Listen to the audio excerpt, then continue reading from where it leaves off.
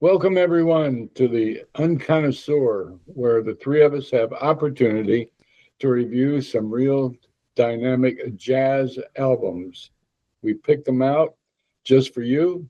We anticipate you'll enjoy our discussion this evening. Tonight, we're covering Branford Marsalis on the Belonging album. You're going to like it. Welcome. Cue the music.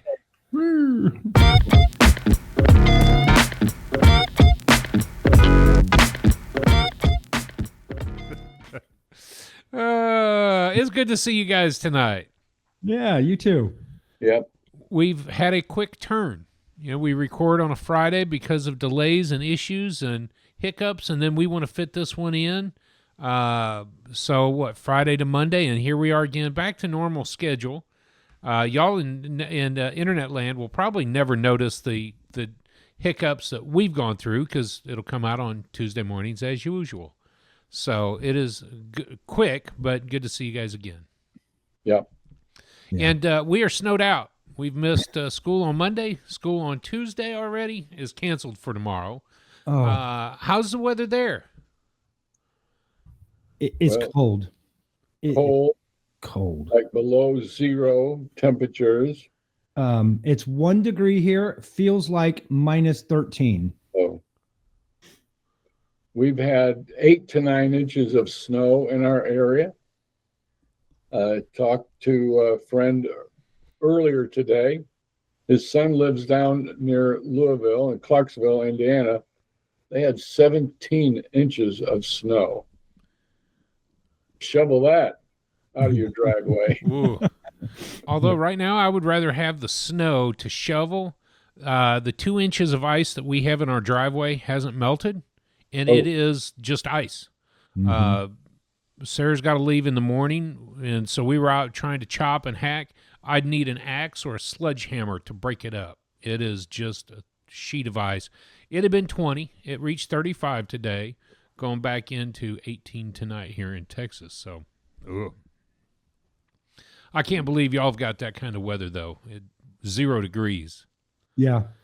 I'm going to remind y'all real quick, that's why I moved to Texas. Yeah.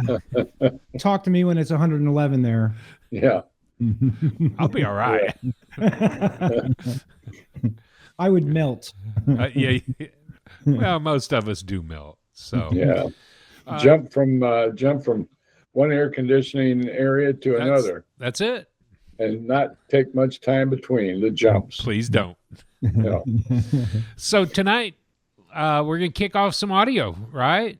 Yes. Just as a reminder, this is the album Belonging by the Branford Marsalis Quartet.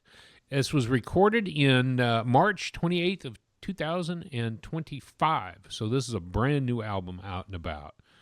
Dad? Yeah. What would my you like pick? to hear? I would like the first minute of the first track. And let's go and let's listen to it. That's Spiral Dance. Spiral. Yeah, it'll set the tone for the further discussion.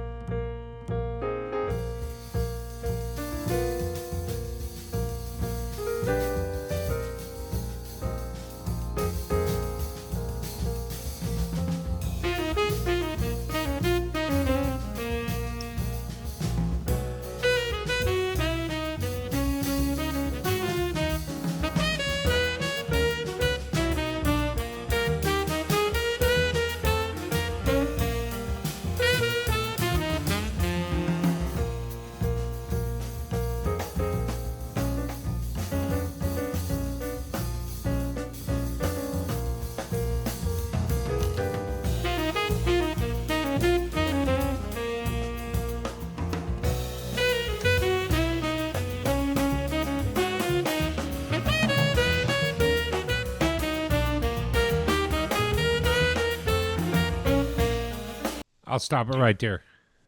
Yeah. Yeah, you could play the whole track and we would not be disappointed. But every one of these tracks, I think, are easily listened to. So what I- made you pick that track?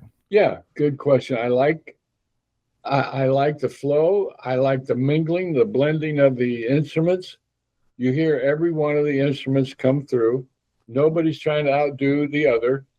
And if you have, I guess you have to pay a little bit of attention to the drums in the background. And I especially appreciated that. And the rhythm that's set because of that, the style, the form, it just meets a lot of great criteria.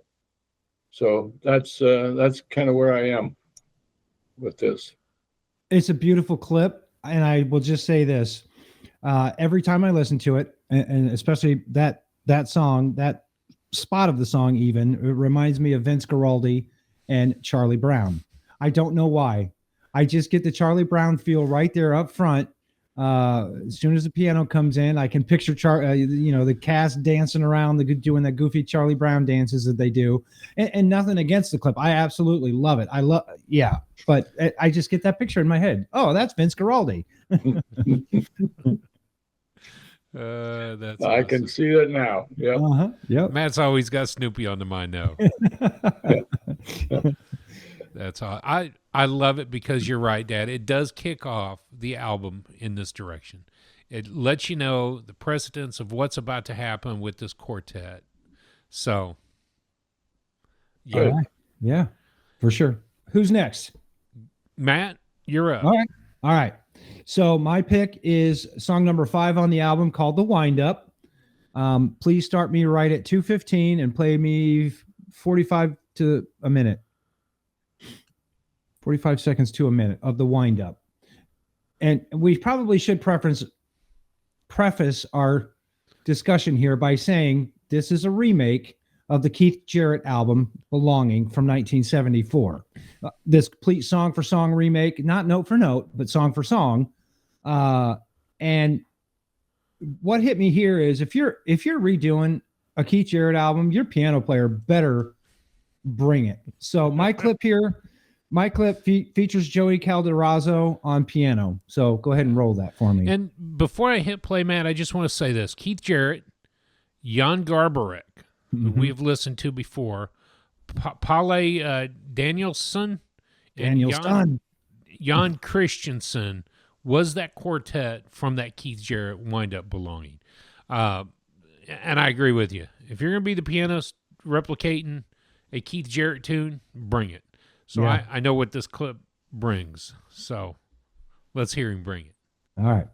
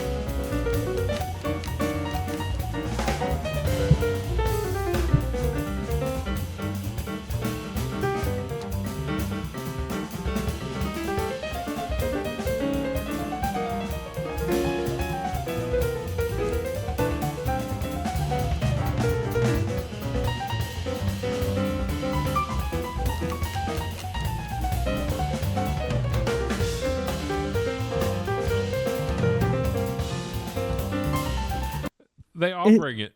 It's just sick. It's just sick how good he is. Now, I'm not a piano player. I did take piano lessons, but he's doing something with his right hand and just laying the solo down, and then his left hand just comes in playing those chords, and it's almost as if there's two piano player playing at that spot. We know there's not, but it sounds like he's got enough movement in his solo right there that you think, my gosh, there has to be two piano players playing. Yep. There's a moment for me in that clip, Matt, where it sounds like two piano players, but they're going opposite directions. Yes. One says, no, we're supposed to go this way, and the other says, hey, no, we're heading off this way. And then next thing you know, they're right there together again. And just as soon as they smash together, the band then picks up behind him, and you can start hearing them hitting so much in the pocket. I'm gonna say this. I'm gonna say this is unprecedented, but I think he did that solo better than Keith Jarrett could have. I think I'm done having these conversations with you. There's no way. Now look. You're a Keith Jarrett fan. I'm a Keith Jarrett fan. I really am. You know that through and through. I'm just simply saying, Joey, he just laid it down. Dad, what do you think? Wow, I'm kind of stunned to hear you say that. I am too. That solo. I didn't say he outperformed Keith on the whole album. That solo right there. I'm without words. I wouldn't know what to say. But he did a fantastic, marvelous rendition of that piece. There's no doubt about it. And you got to appreciate the craftsmanship at which he addressed that solo. So yeah, kudos to you for recognizing that. And for the pianist, oh boy. You can tell me I'm wrong, but was that tears that he had in his eyes, Drew, or was that just... You can tell me I'm wrong. That's all right. No, I do. I have to say, I appreciate you looking at it from that standpoint. There is a technical prowess about him that cannot be denied. If you look at the 1974 original album, a few months later, Keith is doing the Cone concert. So you go back and forth, and I think that Keith has, this is the hard part, Keith has the creativity to create that music to begin with. Yes. So as far as pure brilliance on the piano, Keith has it. Joey comes in and says, this is what I'm supposed to do, so I'll hit it. Technically proficient and beautiful. I don't think that the true passion, the rawness was there if I'm trying to almost replicate if you can. It's the same thing that gets me to my clip, but I do appreciate your opinion on that. And I will listen to the album again and think through listening to Joey. It's tough to even put him against Keith. I mean, that's what I would say. That particular solo, I'm saying, I'm not saying Keith couldn't do it. I'm saying Joey outdid it just a little bit, in my opinion. It'd be interesting to be able to play them side by side. But I want to go back, and your selection, I want to hear it from Keith Jarrett, and then I want to hear it from Joey's perspective. Yeah. And so, that's only 1 minute of the solo. He's got, I mean, that's a 5 or 6 minute solo at least. Yeah. But that particular part of the solo where he's just doing one thing with his right hand and one thing with his left hand, and it's brilliant. Yeah, it really is brilliant piano playing. All right. What do you want to hear? So I actually wanted to hear the song that is titled Long As You Know You're Living Yours. I found it interesting going back and rereading it, the observation of that song title and the song and the Keith Jarrett, Steely Dan issues. Mm-hmm. I reread that before I decided on this just so that I don't cause any more controversy. However, just like you, Matt, there's an element of who played on what album, and comparing those two people. If you're going to play the piano on a Keith Jarrett album, you better bring it. A Love Supreme, which is what most of this quartet, Justin Faulkner on drums is on this album, but it was Tane Watts that did the Love Supreme, and it was still Joey, Eric, and Branford. If you're going to play a Love Supreme as a saxophone player, you better bring it. And that takes a lot of huevos rancheros to say that I'm going to play a John Coltrane album song for song. Same kind of deal here. Now, this is a piano tune, but the sax player on Keith was Jan Garbarek. And if you're going to bring a Jan Garbarek solo, you better have it. In my opinion, He did not have Jan Garbarek, but to hear him cut loose is what I want to do. And I'm going to start that at 4 minutes and 30 seconds to hear the second half of Branford wailing the solo. I almost decided to start somewhere else and start at the beginning so you can hear the song in the head, but I'll skip that for now. So 4 minutes, 30 seconds. He has already begun the solo a minute and a half prior. So here is Branford.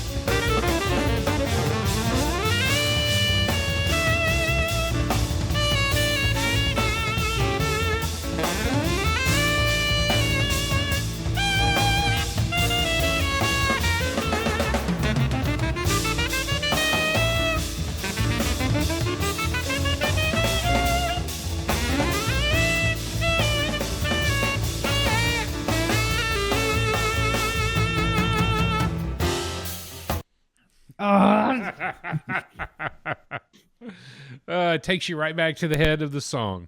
And that to me was just, he is not Jan Garbarek. And what I had to do this week is separate those albums. Listen to Branford and this crew play as if this was their album. I can't compare it with Keith. I can't compare it with Jan. I just can't. So in a sense, I have to treat them as two very separate albums. I can't listen to the passion and creativity on Keith's and then compare that to Branford. So I struggled this week in knowing that I love the passion that Keith and Jan put forth. And then to hear this as a remake. But we've done it thousands of times. Jazz musicians have taken songs or albums hundreds of thousands of times. So well, there's a quote on the wiki page for this album that says the granular detail of the arrangements and performances is readily discernible throughout belonging. yes. So it's discernible between the original and this remake. I'm thankful that I got to hear the original first before I heard Branford's, because I may come at it with a different. Yeah. You could almost argue that Branford's is the original and Keith did the cover of it. I'm just saying. It's not. I'm just saying. I got a lot of love for this album. I got a lot of love for it. So as I was listening to the album, I clicked on comments, and there was one comment that basically tore it up. Oh. I'm guessing that he did not appreciate anyone, and he didn't put it that way, but I gather anyone trying to bring belonging out away from Keith Jarrett. He was not complimentary.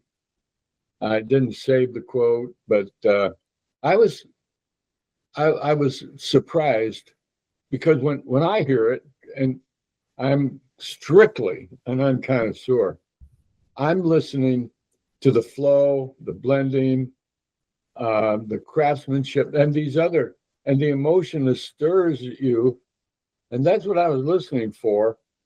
And apparently, this guy is not listening for those qualities, because he just did not have hardly any compliment on this. Or he's a fan of Keith, like Drew is, and any counterpoint to not put down Keith, but to equalize Keith would be it would be disheartening for that guy.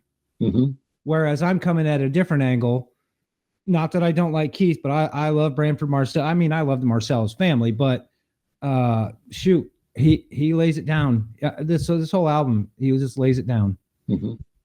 So I can understand where he's coming from, Yeah. but I'm on the other end of it. They do it so well. It's not a trashy remake of the album. No, They're it's they're not. doing. I believe they're doing this with reverence for Keith, not saying, "Haha, we can do it too, buddy," but with reverence to Keith, saying, "Thank you for your work. I'm gonna." I mean, what's the quote? Imitation is the best form of flattery, Yeah. right? Yep. Except when it comes to Keith Jarrett and Steely Dan. Well, Yeah. right. But it was Clark Terry who also speaks about imitate. What's his 3 words? And innovate. Right. Innovate at the end. Imitate. Shoot, I usually have it on my wall, but I just moved the monitor. Imitate, assimilate, and then innovate. And so try your best, and we're taught this with transcribing. Find somebody solo. Chet Baker, but not for me, was the one that I was on. Listen to it and play with it, play with it, play with it, play with it until you've got it down. I remember Phil for hours at night practicing his guitar in the dining room, listening to a song, listening to the amplifier, and he tried to emulate the musicianship. That's what we're taught to do as a musician. Then you assimilate it into your repertoire, and then you innovate around it. They have imitated this perfectly, and I think it is a nod of the hat. It's a tip of the hat. It's a thank you for the music. Mhm. Cool. Well, what do you say we get into the slideshow real quick and we'll finish our discussion? Absolutely. Definitely. Cool. Just like I've said for over 100 weeks now, this is our tagline. You'll hear from our conversation coming up in just a little bit, our weekend music. This is pretty much what we do. Whatever you do, do it to jazz. Tonight, again, we are talking about Branford Marsalis Quartet and the album Belonging from 2025. On the bio slide, it's just a brief bio. We're not going to go too in depth. The quartet was formed in 1986. They won their first Grammy in 2001. And then while I was reading through the wiki page, this fact just blew me away. In 1992, Branford was hired to be the leader of the Tonight Show band, and he did that for 3 years. So he and the band, 3 of his quartet members, were in the Tonight Show band from 92 to 95. There was a small little scuffle with him and Jay Leno, and he decided not to continue being the leader. Apparently he didn't like Jay Leno's jokes and wouldn't laugh. And so the camera could never show Branford because he wasn't laughing when Jay Leno told a joke. And Jay didn't like that. He wanted everyone to laugh at his jokes. So Sure. but Branford said, I'm not gonna laugh at stupid jokes, so I quit. How about that? How about that? Yeah. The next little fact in his bio that I put, he, like his brother, plays classical music as well, and he's actually touring with many symphonic orchestras. I checked out his tour list today, and it's funny because there'll be a day on tour that it says jazz tour, and then 2 days later it's the classical tour, and then another week later it's the jazz tour, and then another day later it's the classical tour. And so he's jumping in and out of jazz and classical back and forth this whole tour between jazz and classical. And I haven't bought my tickets yet, but he is playing at the Palladium in March. So we're still waiting to hear back scheduling wise about some vacation time and stuff like that. But if I can get tickets, I'm going to go see the Branford Marsalis Quartet and hear this album live Wow. at the That'd be Palladium. awesome. Yeah. Yeah. So, anyways, I put a quote in the slideshow, and this is a quote from Branford. I think that if you keep banging at the door, all you need is a little foothold, a little tiny foothold, and then the rest will take care of itself. Mm. So, yeah, it's just a quote from Branford I found online. I like it because that's how anybody gets their foot in the door. It's just a little foothold, and then once you're in, you get in the groove, and you improvise and you play well together, and then before you know it, you won a Grammy. Right?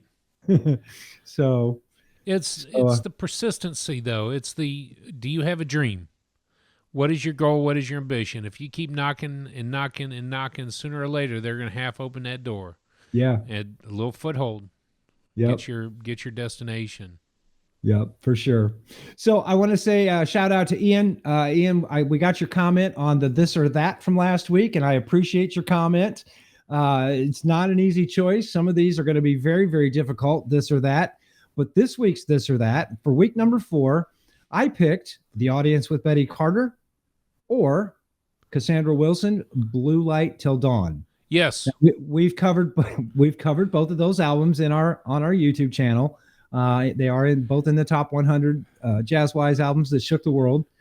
So, yeah, it's a this or that, not a yes. It's just a yes. Nope, you got to pick one. So we'll make sure that the link gets put in the description below, and you can go vote this or that this week. Betty Carter or Cassandra Wilson. Yes. Nope, it's a this or that.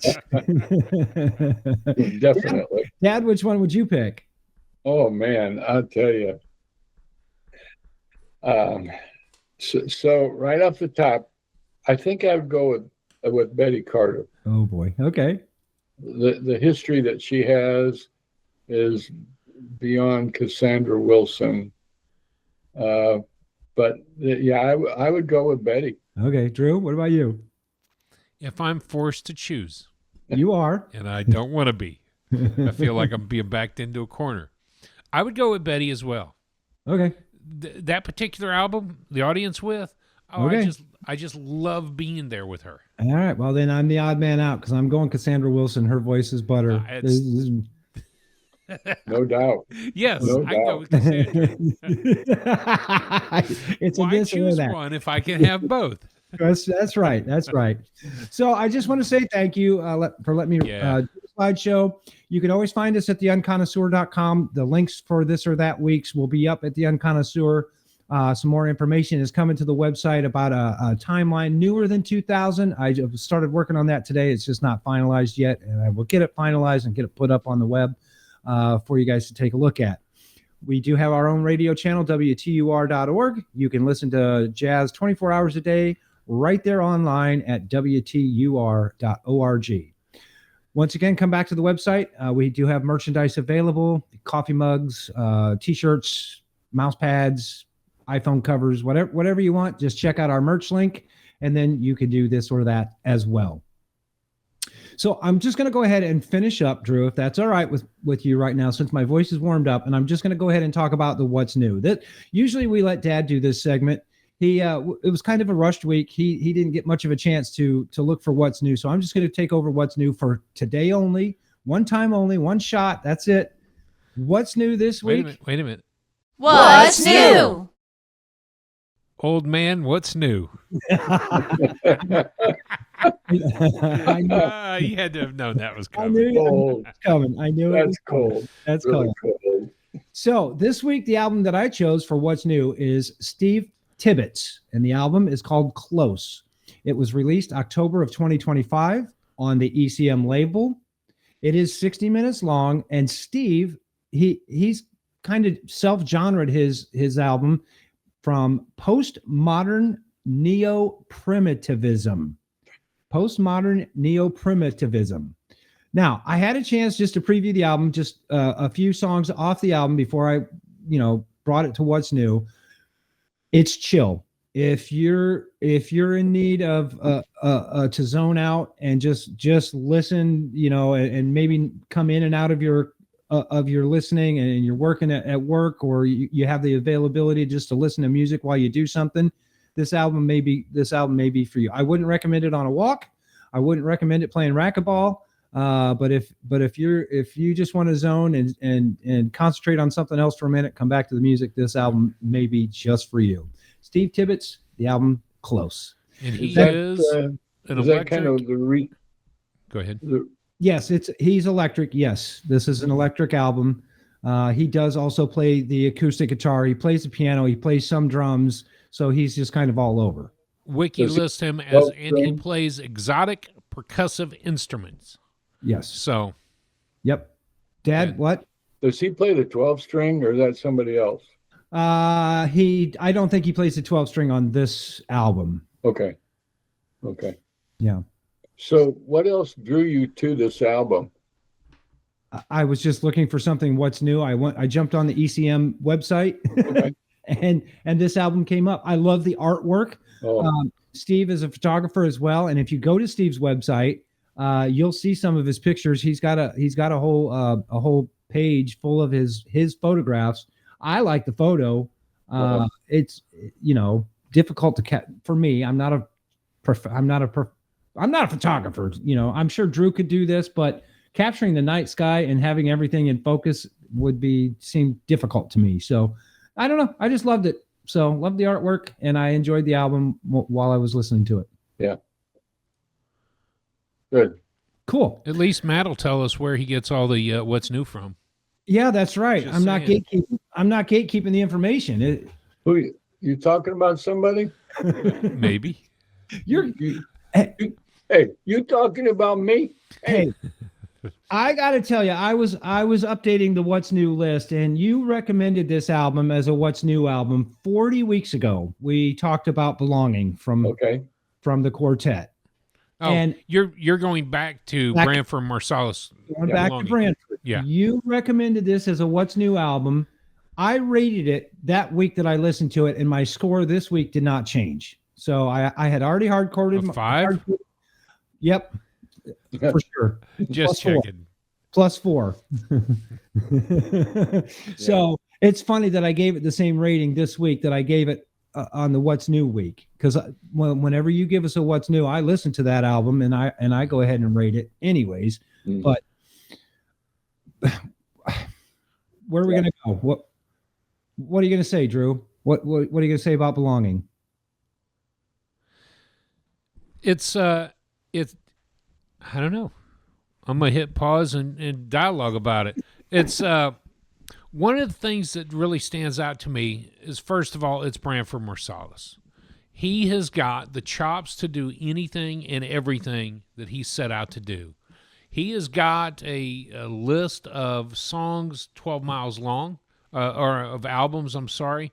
He has worked with most of the greats, 1980s with Art Blakey, Terrence Blanchard in the 80s, a lot with Harry Connick Jr.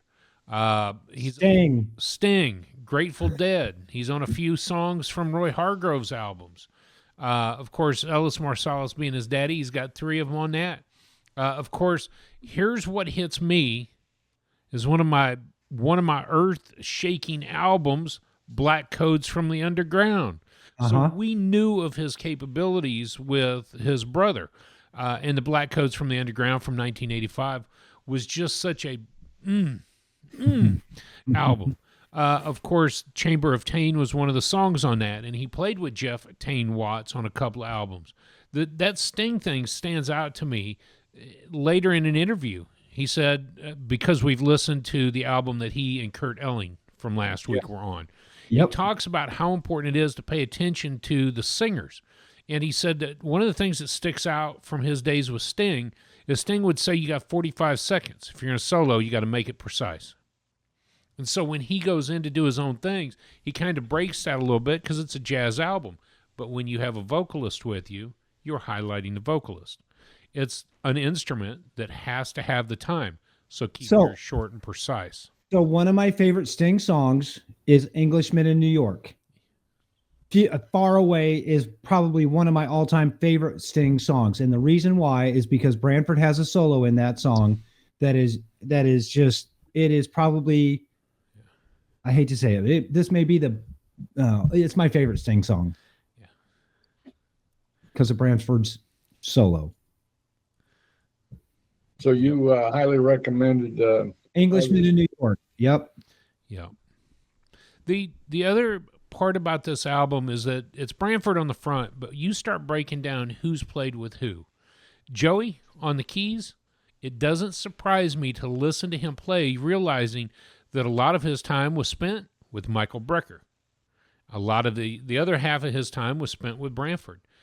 He and Branford did a lot of things. Of course, he was also on a Kurt Elling album, The Questions. So he has been there, and I think that's what continues to hit me is how many people have we not known of that we really should be knowing of. And this particular album was the Who's Who. Justin Faulkner.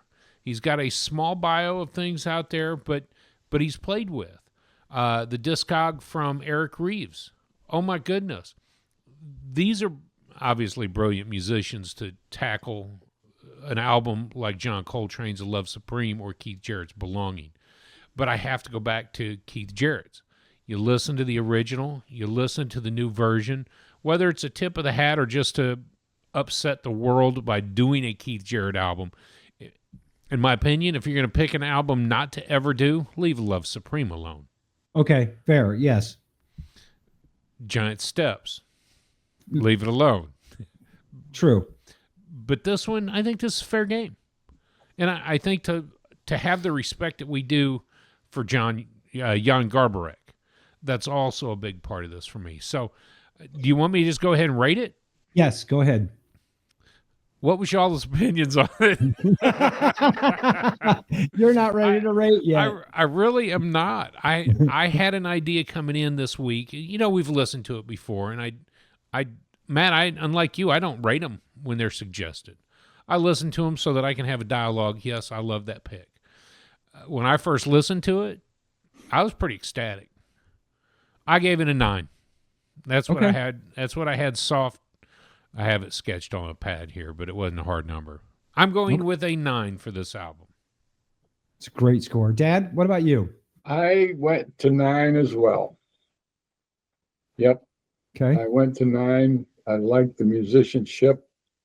I liked the spirit of it, and obviously the craftsmanship.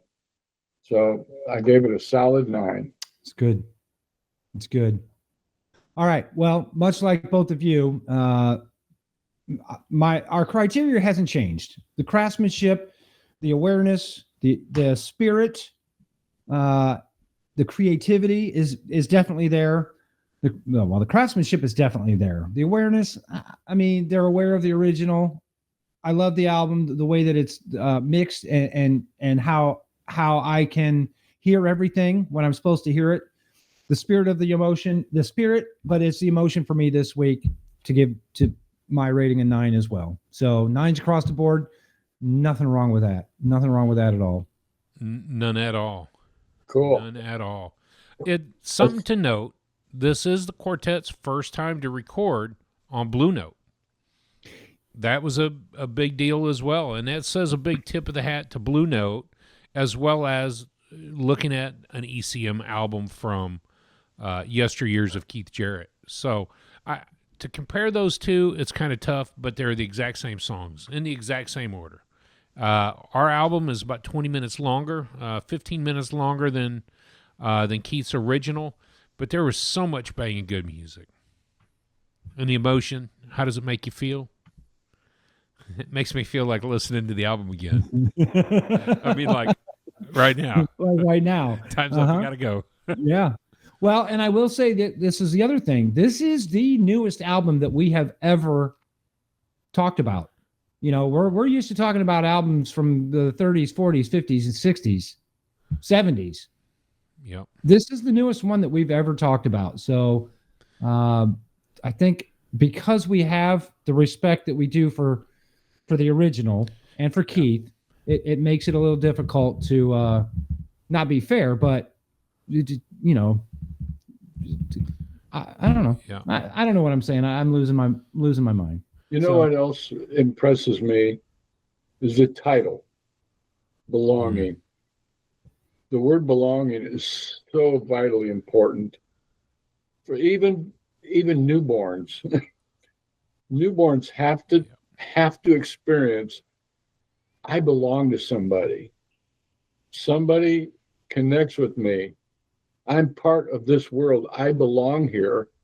And there are people who affirm that for me.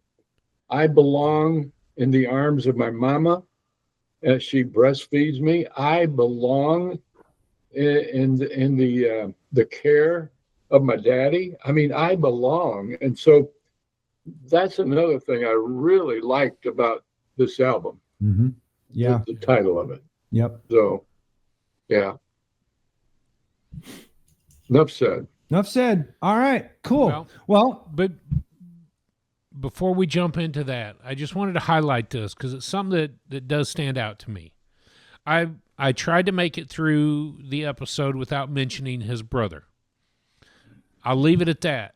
However, the Ellis Marsalis Center for Music is in the Ninth Ward in New Orleans, and the director of that is Branford.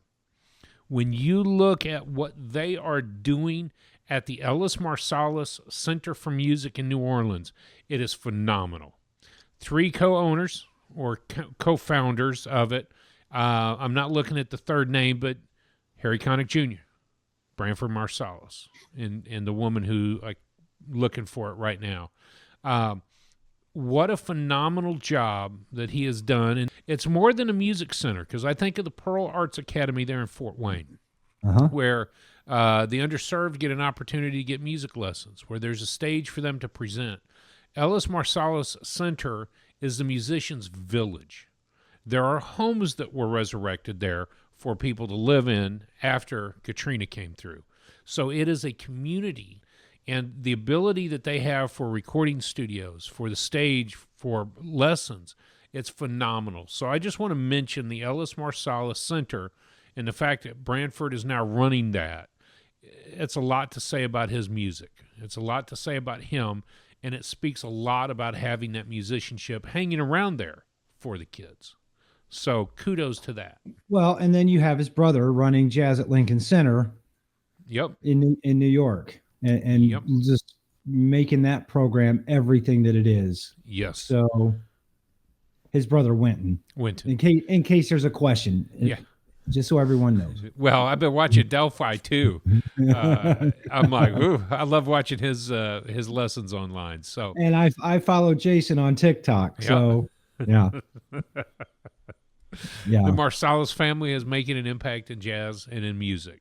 Yes. So All right, cool. Well, you're warmed up. Why don't you tell us about your week in music? it's been a quick week, Friday to Monday. Not a lot has changed. I have been locked in. Friday night, we got that cold weather that rolled through. It was 35 by Saturday morning. It has now been freezing. It's dropped back down to 20 degrees now. We're worried about the ice and whatnot's going on, but we haven't gone anywhere. I took a walk this morning. Our roads got about 2 inches, the community here. And out to the main roads, they're still packed with what used to be snow and then got ice on top.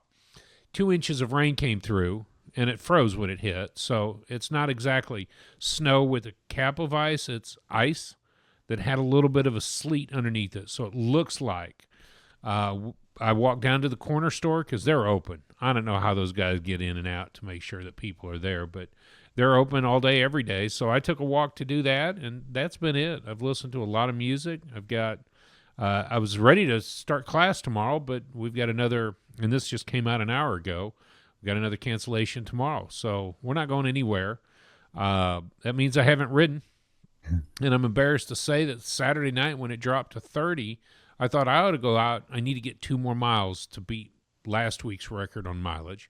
Didn't, and then Strava starts again on Sunday, but it's actually Monday when it starts. Sunday is the last day. I can't ride on 2 inches of ice. I've just never learned how to do that. So even today I can't get miles in, and that's been my week in music.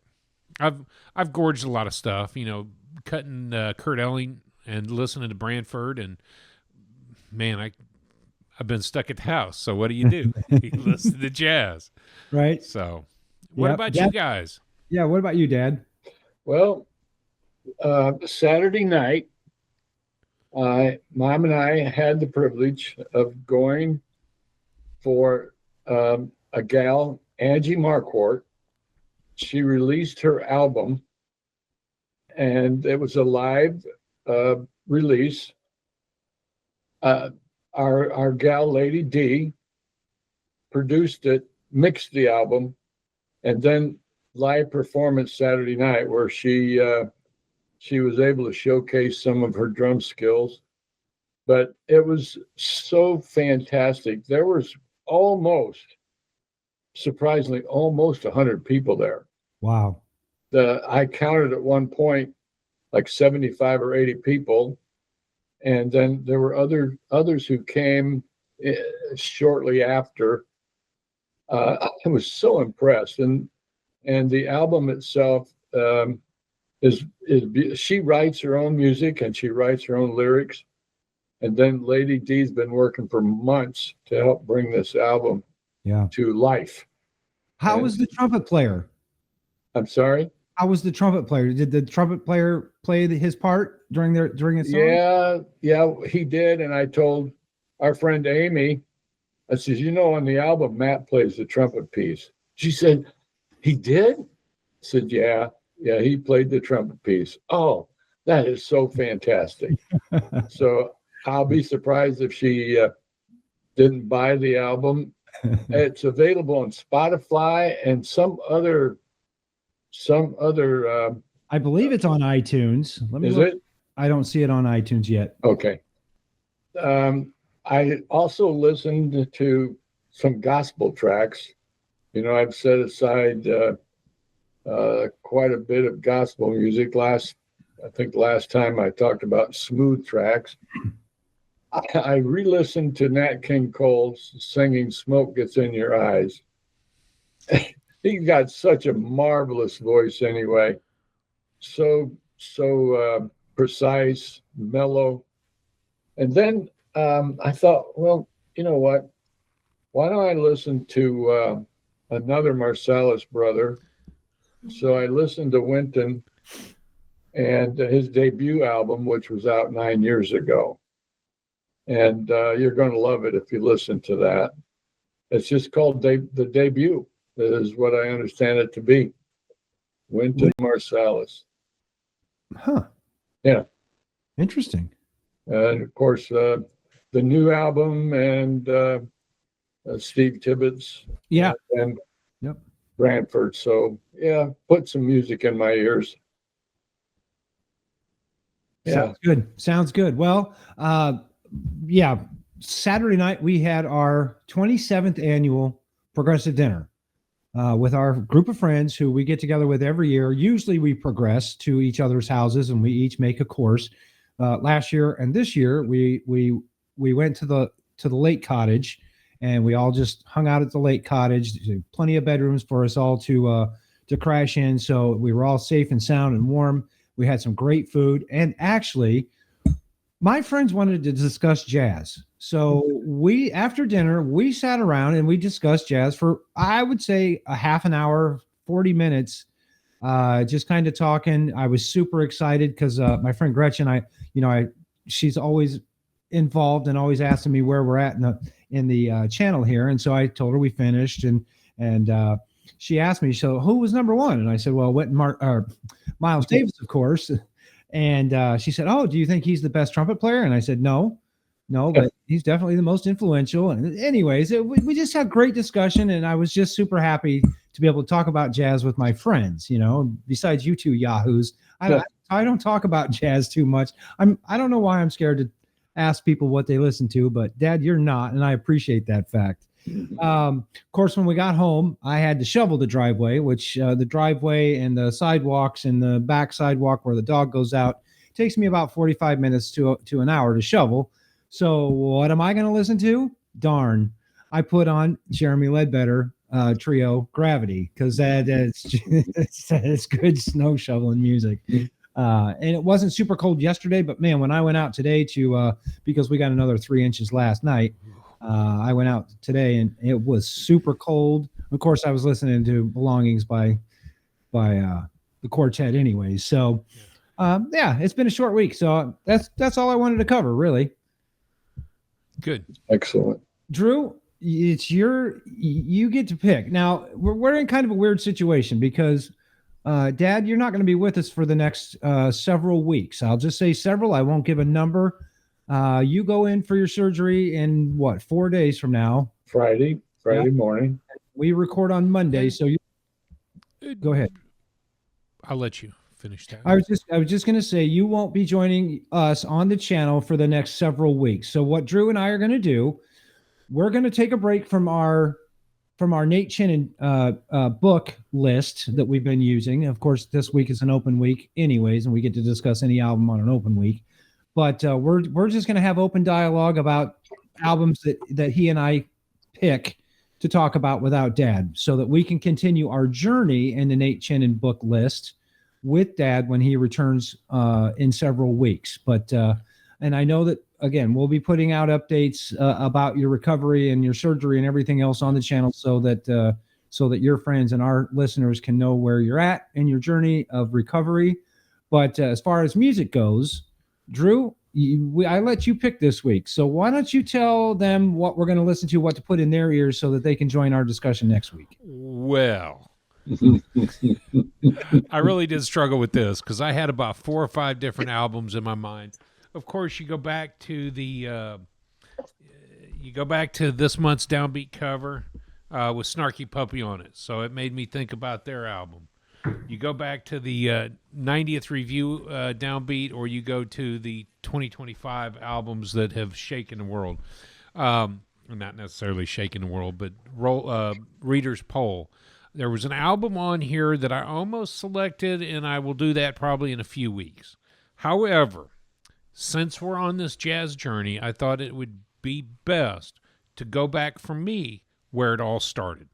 Back in May of 2023, I had come across an album based on your recommendation of Ibrahim Malouf, which his albums have shaken.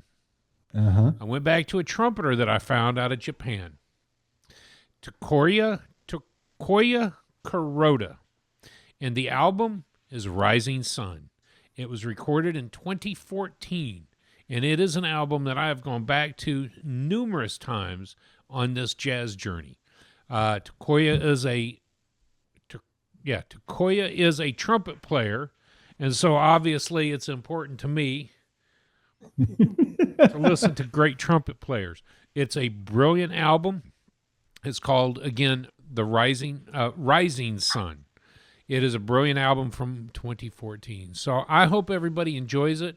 It feels like there's a little pressure to put an album out there. So I understand Dad's hesitation with new music each week. Well, probably why he's keeping that list a secret, to make it easy on him. I know. But coming up with a discussion and the conversation about this album, it'll be the first time I've really deep dived into the trumpet player. So this is pretty cool. Yeah. Well, and this will take us back to old school starting out days where it's just us two anyways without Dad. we will miss you, of course. Yeah. I'm sure that we can fill the 45-minute time limit with discussion. I don't doubt that one bit. Without issue about Takoya and whatever else is coming up after that. So, yep. But we are going to pause our journey just so that you can continue with us when you return and when you're feeling better, so that you can, stay on. And you don't need to put my picture on for folks to see. You don't need to do that. To add a frame with my picture in there, it'll be okay. Matt, now that gives us a good idea. We could use that as a logo in between us. I'll get Mom to send a nice scanned photo of that. Dookie Roundhead, what's it called? Yeah. Oh, what's his name? So, go ahead. Dad, that leaves us with this. Here in a moment, we'll hit record on your health update, where you're at, what you're going through. We just posted on the channel, well, it's already been posted, of what's coming. But as Matt explained, Dad goes off for surgery. By the time this episode comes out, he will already be in and through ICU and in recovery, which will spend the next 7 to 10 days hanging out at the hospital as all of the healing begins. So we know that that's what's coming up. But I just wanted to put that on the table. We'll be thinking of you during that time period. Please comment. Let us know what's going on. Of course, you can always find us at the channel, at our email address, comment, and of course my posts are going to Facebook as well. And you can find me at Drew Rice or Drew Rice Photography on Facebook. Comment there as well. And then, of course, we'll link. You'll see all the family if you want to comment to Pat Rice versus Verlin Rice, who is not on Facebook. So, but that's what I wanted to say. And then here in a moment, we'll hit record on your update if there's much information updated on. So, All right. Well, hey, we'll see you next week for Takuya Kuroda, the Yep. 2014 album Rising Sun. Put it in Right. your ear now. absolutely. Peace out. Peace.